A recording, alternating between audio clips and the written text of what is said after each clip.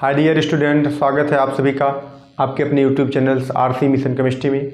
मैं हूं चौबे सर और चैप्टर हम लोग का चल रहा है एटॉमिक स्ट्रक्चर, जिसमें हमने पिछली वीडियो में क्या पढ़ा, de Broglie equations, Planck quantum theory. तो डी ब्रॉगली इक्वेशन जो आया है, डी ब्रॉगली ने जो दिया हाइपोथेसिस, उससे उन्होंने एक बात क्लियर किया कि अगर इलेक्ट्रॉन है तो उसके दो नेचर होंगे, एक पार्टिकल का और एक वेव का नेचर होगा, माने पार्टिकल का भी और वेव का भी। तो उसके बाद एक और साइंटिस्ट थे हाइजेनबर्ग, उन्होंने एक प्रिंसिपल दिया। पहले हम लोग समझते वो प्रिंसिपल क्या था, उस प्रिंसिपल में हाइजेनबर्ग ने क्या बताने का प्रयास किया। तो टॉपिक है हमारे पास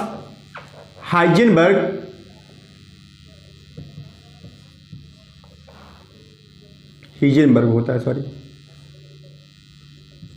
हीजेनबर्ग अनसर्टेनिटी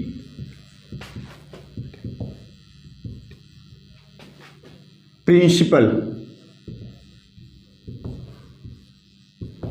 क्या है? हीजेनबर्ग अनसर्टेनिटी प्रिंसिपल।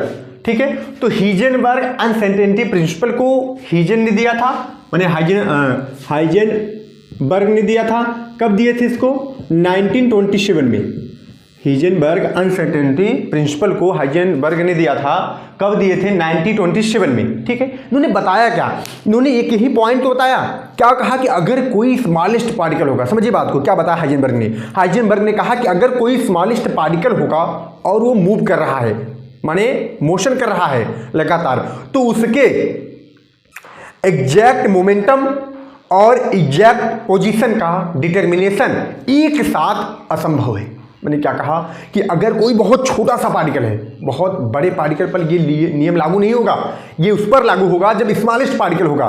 तो इन्होंने कहा कि अगर कोई स्मॉलेस्ट पार्टिकल और वो कॉन्टिन्यूअस मोशन कर रहा है, तो उस पार्टिकल का एग्जैक्ट पोजीशन और एग्जैक्ट वेलोसिटी, मतलब कि मोमेंटम, दोनों का एक साथ निर्धारण असंभव हो जाता है। माने एक अगर आप एग्जैक्ट निकालिए कि चलिए ये पार्टिकल है, इसका मोमेंटम ये है, तो आप पोजीशन को एग्जैक्ट उसी टाइम पर नहीं निकाल सकते, और जब आप पोजीशन को एग्जैक्ट निकालेंगे तो मोमेंटम एग्जैक्ट नहीं आएगा, एरर आ जाएगा, गलत आएगा उसमें। ठीक, तो इसी बात को किसने बताया था? हाइजेनबर्ग अनसर्टेनिटी प्रिंसिपल बताता है। ठीक, तो इन्होंने क्या कहा? इट इज इम्पॉसिबल, असंभव है, it is impossible to measure simultaneously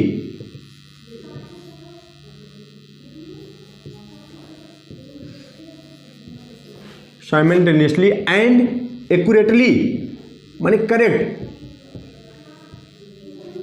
it is impossible to measure simultaneously and accurately क्या?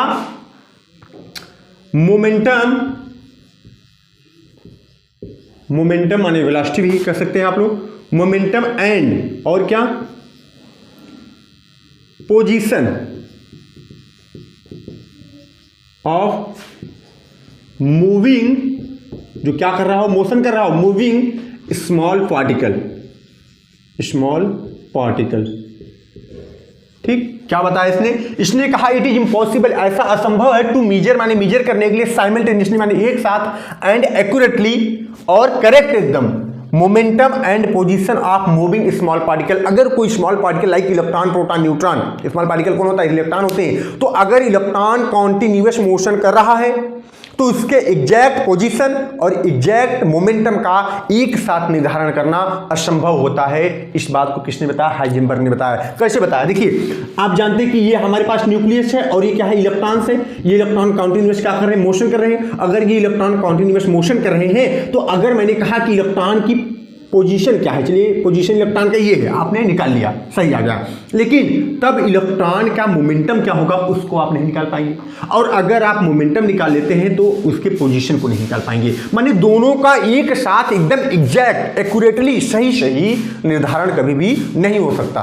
अगर एक का सही आएगा तो दूसरा एरर आएगा, अगर दूसरा एरर आ गया तो पहला सही आएगा, माने दोनों का साथ में सही नहीं आ सकता। इस बात को किसने बताया? हाइजेनबर्ग ने बताया। और उन्होंने क्या कहा? उन्होंने कहा कि सपोज करिए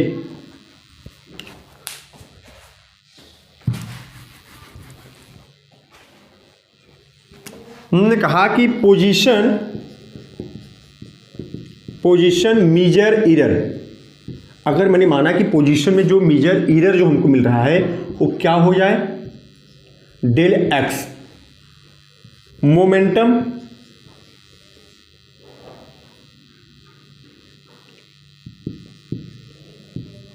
मेजर एरर हमको क्या मिल गया, मेजर एरर ने माना कि क्या है, डेल पी है। अगर मैंने माना कि पोजीशन में जो हमारा एरर आया मेजर करने में वो क्या है, डेल एक्स है, और मोमेंटम को मेजर करने में जो हमारे पास एरर आया वो क्या है, डेल पी है। ठीक है, तो उन्होंने कहा कि अगर इन दोनों का हम मल्टीप्लाई करें, क्या पोजीशन में जो एरर आ रहा है और मोमेंटम में जो एरर आ रहा है, माने मैं ये कह दूं कि del x into del p, ये होगा ना, ये क्या होगा, या तो इक्वल होगा या बड़ा होगा किससे, h/4 से। ये इन्होंने एक इक्वेशन दे दिया। मैंने क्या कहा कि जो भी एरर आएगा हमारा किसमें, उसके पोजीशन में, जो भी एरर आएगा किसमें, उसके मोमेंटम में, दोनों का इनटू करेंगे तो या तो इक्वल होगा h/4 के, नहीं तो h/4 के से ग्रेटर होगा, माने बड़ा होगा। ठीक, इस बात को किसने बताया, हाइजेनबर्ग ने बताया। तो हाइजेनबर्ग अनसर्टेनिटी प्रिंसिपल है क्या, बस आप इतना बताएंगे कि अगर कोई स्मॉल पार्टिकल है, बड़ा पार्टिकल नहीं, बॉल नहीं, बड़ा सा नहीं, स्मॉल अगर कोई पार्टिकल है, मोशन कर रहा है, मूविंग पार्टिकल है, कॉन्टिन्यूअस मोशन कर रहा है, तो उसके एग्जैक्ट पोजीशन और एग्जैक्ट जो है क्या, मोमेंटम, दोनों का एक साथ डिटर्मिनेशन करना इम्पॉसिबल है। अगर एक का एग्जैक्ट निकल भी जाएगा तो उसी समय दूसरे का क्या होगा, निकालने में थोड़ा बहुत एरर आ जाएगा, मैंने उसमें त्रुटि मिलेगी हमको। इस बात को किसने बताया था, हाइजेनबर्ग ने बताया था। ठीक, ये इनका था क्वेश्चन, डेल एक्स इंटू का del p is greater than or equal to क्या, h/4। ठीक, ये था हाइजेनबर्ग अनसर्टेनिटी प्रिंसिपल। अब हम चलेंगे अपने अगले टॉपिक की तरफ, जो बहुत अच्छा टॉपिक है, वो है कि ऑर्बिटल्स। ये ऑर्बिटल कहाँ से आया, कितने टाइप के ऑर्बिटल्स होते हैं, उन ऑर्बिटल का शेप क्या होता है, उन सभी पॉइंट को हम लोग स्टडी करेंगे। तो चलिए नेक्स्ट टॉपिक पर चलते हैं हम लोग।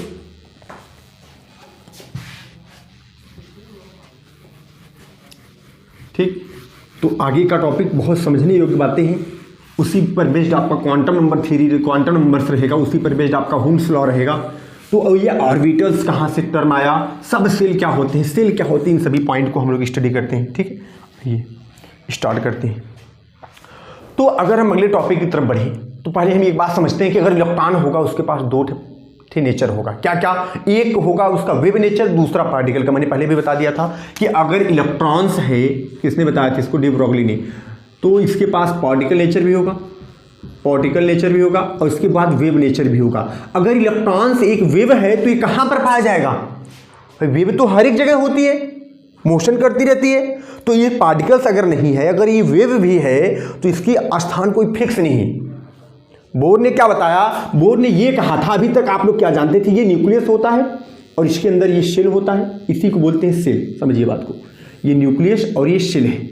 तो न्यूक्लियस में कौन पाया जाता है, प्रोटॉन और न्यूट्रॉन, ये सेल होते हैं। सेल में कौन होता है, इलेक्ट्रॉन्स होते हैं। सेल में कौन होता है, इलेक्ट्रॉन। तो सेल यहीं पर मिलता है आपको। ठीक, लेकिन अब ये कंडीशन आ गया कि जो सेल होता है, ये सेल है, ये सभी क्या है, सेल है। सेल होता है, सेल के अंदर क्या होते हैं, इसके अंदर होते हैं सब सेल। सेल में क्या होता है, सेल में होता है सब सेल। इसके बाद फिर क्या होता है, इसके बाद इसमें होता है ऑर्बिटल। इस पॉइंट को समझेंगे हम। लेकिन मैंने क्या कहा, इलेक्ट्रॉन्स कहाँ है, सेल में है। सेल में कहाँ पर है, सब सेल में है। सब सेल में कहाँ पर है, तो ऑर्बिटल में। माने तीन जगह हो गए इलेक्ट्रॉन, सेल, सब सेल, ऑर्बिटल। ठीक, इससे पहले एक और इक्वेशन आया था, श्रोडिंगर्स वेव इक्वेशन। उन्होंने बताया कि जो इलेक्ट्रॉन्स होते हैं वेव नेचर के अगर हैं, तो इनके पाए जाने की प्रोबेबिलिटी जो होगी वो 3 डायमेंशनल स्पेस में होगी। 3 डायमेंशनल स्पेस, एक्स, वाई और जेड। ठीक है, तो अगर हम आगे चलें तो समझें, तो हमने क्या बताया कि इलेक्ट्रॉन जो होते हैं कहाँ होते हैं, सेल में। सेल के अंदर कहाँ, सब सेल में। सब सेल में कहाँ, ऑर्बिटल में। और इसको बताने के लिए सेल क्या होते हैं पहले समझ लेते हैं। सेल, तो जैसे मैंने कहा कि ये एटम है, ये इसका क्या है, सेल है। ठीक, सब सेल क्या होते हैं, इसके अंदर, सेल के अंदर क्या होते हैं, सब सेल होते हैं। उसके अंदर क्या होता है, ऑर्बिटल होता है। ठीक है, ये क्या है, सेल है। सेल में कौन होता है, इलेक्ट्रॉन। सेल कौन होते हैं, के, एल, एम, एन, ये सभी क्या होते हैं, सेल होते हैं। n = 1, n = 2, बताया था मैंने, ये सभी के सभी क्या है, सेल है। ये कौन सेल है, के, ये एल है, ये एम है, इसके बाद वाला क्या होगा, एन होगा, ठीक, ये सेल है। अब सेल के अंदर क्या होते हैं, सब सेल होते हैं। तो सब सेल देखा गया कि सब सेल चार थे, मैंने स्टडी करने पर जो चीजें मिली उनको क्या मिली, चार सब सेल। माने सेल में तो कोई कंफ्यूजन है नहीं। अब हमारा टॉपिक चलता है सब सेल, ठीक। तो सब सेल कितने, चार। कौन कौन से, एस, पी, डी और एफ, चार सब सेल। एसपीडीएफ बहुत पॉपुलर टर्म, बहुत आगे आपको हर एक जगह मिलेगा। केमिस्ट्री अगर पढ़ते हैं एसपीडीएफ तो मिलेगा ही, आधी केमिस्ट्री इसी पर डिपेंड है, एसपीडीएफ पर, ठीक। क्योंकि इलेक्ट्रॉनिक कॉन्फ़िगरेशन से लेकर उसकी प्रॉपर्टीज सब कुछ जो है एसपीडीएफ पर ही डिपेंड करती है। तो एसपीडीएफ मिला। ये एसपीडीएफ कहाँ से निकला, आपने पढ़ा होगा एस को, पी को, डी को, एफ को। तो एस फार होता है शार्प, एस फार क्या होता है, शार्प। पी लिया गया प्रिंसिपल से, डी डिफ्यूज्ड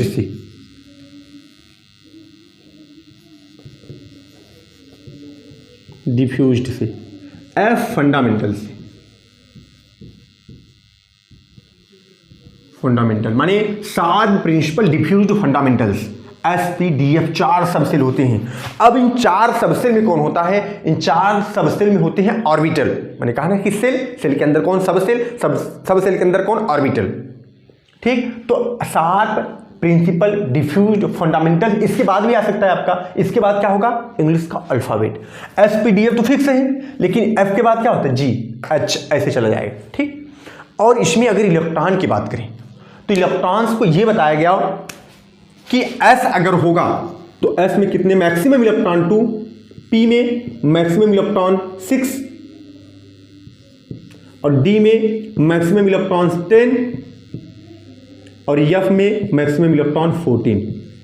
तो आप एक चीज और भी देख रहे हैं, क्या देख रहे हैं कि इन सभी के बीच में कितने कितने का अंतर है, चार चार का अंतर है, चार चार डिफरेंट है। मैंने 4 इसमें ऐड किया, 4 इसमें ऐड किया, 4 इसमें ऐड किया। अगर कभी फ्यूचर में जी भी मिला तो जी में क्या होगा, कितना बताइए, 4 और बढ़ा देंगे 18, ठीक। अगर कभी जी के बाद क्या आता है, एच,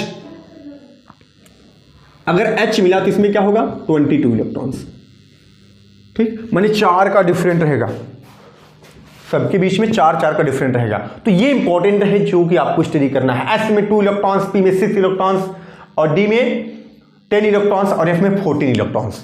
ये आया हमारे पास एसपीडीएफ। तो एसपीडीएफ है क्या, सब सेल है जिसमें इलेक्ट्रॉन पाए जाते हैं, ठीक। अब एसपीडीएफ में भी होता है ऑर्बिटल, सब सेल में क्या होगा, ऑर्बिटल होगा, उसमें इलेक्ट्रॉन की पाए जाने की प्रोबेबिलिटी मैक्सिमम होती है। उस चीज को आइए समझते हैं। तो एसपीडीएफ आपने समझ लिया।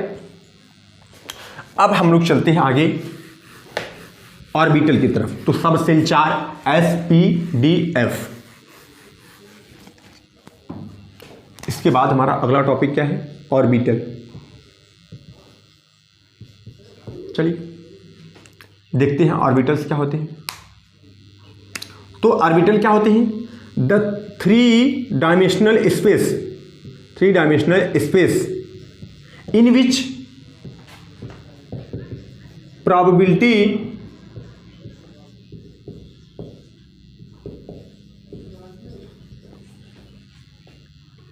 of finding electron is maximum।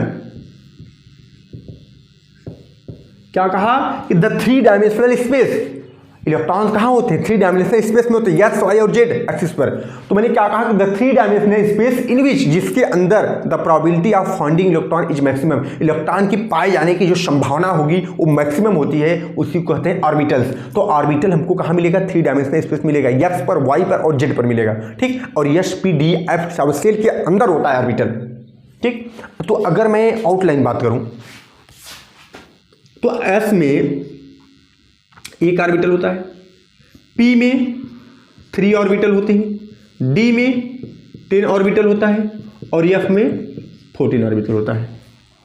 क्या क्या मैंने कहा, एस में कितने ऑर्बिटल, 1 ऑर्बिटल, पी में 3, डी में 10 और एफ में 14 ऑर्बिटल होते हैं। ये सभी बातें आपको याद करनी पड़ेगी, ठीक है। और एक ऑर्बिटल में मैक्सिमम इलेक्ट्रॉन कितने रह सकते हैं, 2। अभी मैं दिखाऊंगा उस सभी पॉइंट को, ठीक। अब हम देखते हैं शेप ऑफ ऑर्बिटल।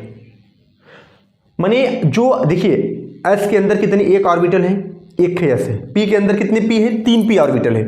डी के अंदर 5d, सॉरी यहाँ पे कितना हो जाएगा, सॉरी 5d होता है और ये 7d। तो डी में कितने ऑर्बिटल, 5 ऑर्बिटल, और एफ में कितने ऑर्बिटल, 7 ऑर्बिटल। तो मैं नंबर ऑफ इलेक्ट्रॉन लिख दिया था, ठीक। तो एफ में 7f ऑर्बिटल होगा और डी में 5d ऑर्बिटल होंगे। अब वो उन सभी ऑर्बिटल को हम देखेंगे कि किस किस एक्सिस पर कैसे कैसे पाए जाते हैं। उससे पहले समझते हैं कि सभी ऑर्बिटल का शेप क्या होता है, ठीक। तो ये हो गया ऑर्बिटल। तो ऑर्बिटल का अब हम देखते हैं शेप, माने शेप ऑफ ऑर्बिटल। ये टॉपिक क्या है हमारे पास, शेप ऑफ ऑर्बिटल, ठीक। तो पहले जो एस होता है, यस ऑर्बिटल का शेप कैसा होता है, तो बताएंगे आप, स्फेरिकल होता है। याद करना पड़ेगा सभी, यस ऑर्बिटल का शेप कैसा होता है, स्फेरिकल होता है। स्फेरिकल मानी ऐसा गोलाकार, ठीक। इसके बाद क्या है, पी ऑर्बिटल। पी ऑर्बिटल का शेप कैसा होता है, डम्बल शेप होता है, डम्बेल, डम्बेल होता है, डम्बेल होता है, ठीक है। डम्बेल कैसे होता है, कैसे भी बना सकते हो आप, ऐसे बना दो डम्बल, जो आप मारते हो डम्बल, जिम करते हो वही वाला,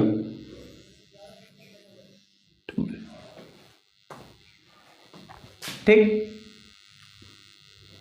डी ऑर्बिटल का शेप कैसा होता है, तो डबल डम्बल होता है। कैसा होता है, डबल डम्बेल होता है। कैसे, ये देखो, एक डम्बेल हो गया और ये दूसरा डम्बेल हो गया, डबल डम्बेल होता है। अब क्या बच्चा, एफ ऑर्बिटल का शेप कैसा होता है, तो कॉम्प्लिकेटेड होता है, कॉम्प्लिकेटेड, जटिल होता है, थोड़ा सा कठिन होता है, नहीं समझते हम लोग, छोड़ देते हैं, कोई मतलब नहीं। तो एस का कैसा होता है, स्फेरिकल। पी का डम्बेल होता है, माने डमरू के आकार का होता है, ऐसे भी कह सकते हैं आप, डम्बल या डमरू के आकार का, ठीक। डबल डम्बल माने डबल डमरू के आकार का होता है, ठीक। और एफ का कैसा होता है, कॉम्प्लिकेटेड होता है। अब देखते हैं कि किस में कितना ऑर्बिटल, मैंने आपको पहले ही बता दिया कि एस में कितने ऑर्बिटल 1, पी में कितने ऑर्बिटल 3, डी में कितने ऑर्बिटल 5 और एफ में कितने ऑर्बिटल 7। अब उन सभी जो 5 ऑर्बिटल है, 7 ऑर्बिटल है, 3 ऑर्बिटल, इन सभी का नाम होता है और इन सभी का अलग अलग एक्सिस होते हैं। उन सभी एक्सिस को देखते हैं कि किस किस एक्सिस पर सभी लोग पाए जाते हैं। तो ये आपने क्या देखा, शेप ऑफ ऑर्बिटल। चलिए स्टार्ट करते हैं। पहला कौन सा है, यस है, पहला यस है। तो यस कैसा होता है भाई, यस तो स्फेरिकल होता है ना। कितने एक्सिस, 3 डायमेंशनल स्पेस, माने 3 एक्सिस, एक्स वाई और जेड। चलिए यहाँ शुरू करते हैं, एक्स वाई जेड। ये कैसा होगा यस ऑर्बिटल, ऐसे तीनों एक्सिस पर होगा, स्फेरिकल हो गया। लेकिन अब हमारे पास कौन है, अगला कौन है, अगला है पी ऑर्बिटल। तो पी ऑर्बिटल तो अलग अलग एक्सिस पर पाया जाएगा। तो याद रखिएगा, मैं इसको मिटा देता हूं, ये हो गया एस ऑर्बिटल, बना लीजिएगा आप लोग, एस ऑर्बिटल्स, ठीक। अब इसके बाद क्या है, पी ऑर्बिटल्स। पी ऑर्बिटल्स ये थोड़ा इंपॉर्टेंट है, पी ऑर्बिटल, ठीक है। तो पी में याद रखिएगा कितने ऑर्बिटल, मैंने बताया 3 ऑर्बिटल। कौन कौन होते हैं दिखा रहा हूं अभी। तो पी में 3 ऑर्बिटल होती हैं, एक्सिस में पहले दिखा दूं।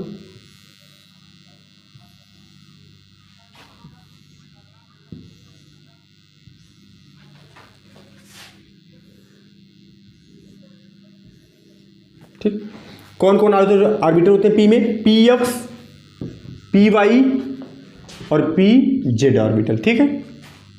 ये हमारे पास है x y z, x y z, x y और जेड, ठीक। पी एक्स है, शेप कैसा होता है, डंबल, तो एक्स वाले पर ऐसे दिखा देते हैं। फिर क्या है, पी वाई है तो वाई एक्सिस पर बन जाएगा डंबल, पी जेड है तो कहाँ बन जाएगा, जेड वाले पर बन जाएगा। इन सभी का शेप हो गया पी एक्स, पी वाई और पी जेड ऑर्बिटल। ये पी के 3 ऑर्बिटल हो गए। अभी क्या बचे हमारे पास, अभी बचे हमारे पास डी ऑर्बिटल। तो आइए देखते हैं डी ऑर्बिटल का शेप कैसा होता है,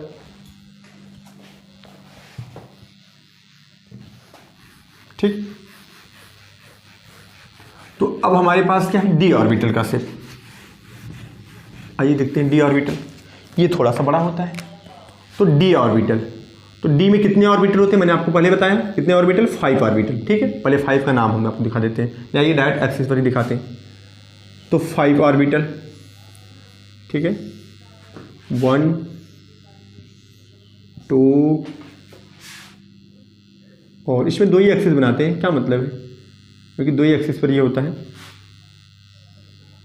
नाम अभी मैं दिखाऊंगा इन सभी का। 3 4 और ये 5।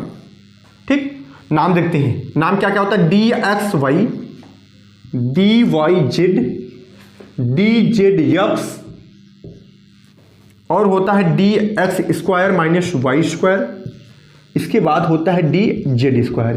तो आपको याद करना पड़ेगा कि डी में कितने ऑर्बिटल होते हैं, 5 ऑर्बिटल होते हैं। कौन कौन से, d x y, d y z, d z x, d x square minus y square और डी जेड स्क्वायर। आइए इन सभी को देखते हैं कैसे कैसे है।